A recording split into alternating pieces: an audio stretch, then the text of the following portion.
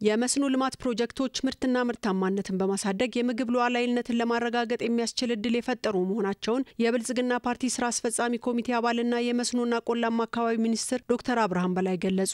ሚኒስትሩ እንዳሉት በብልጽግና ፓርቲ የሚመራው መንግስት በልዩ ትኩረት ለመስራት ከያዛቸው ስራዎች አንዱ የምግብ ሉዓላዊነትን ማረጋገጥ ነው። ይህንንም ለማሳካት ሀገር በቀል የኢኮኖሚ ማሻሻያ ሪፎርም ቀርጾ እየሰራ ሲሆን የመስኖ ልማት አደረጃጀቱን የሚመራ ራሱን የቻለ ተቋም እንዲኖር መደረጉንም ተናግረዋል።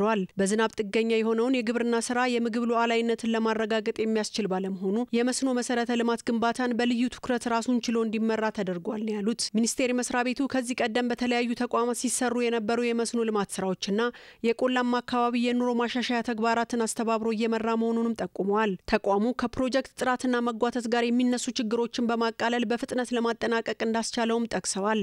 በመስኖና ቆላማ አካባቢ የተገበሩ ባሉ ፕሮጀክቶች የተፈጠረው የስራ እድል የአካባቢውን ህብረተሰብ ምርትና ምርታማነት ለማሳደግና የምግብ ሉዓላዊነትን ለማረጋገጥ እንዳስቻለም ነው የገለጹት።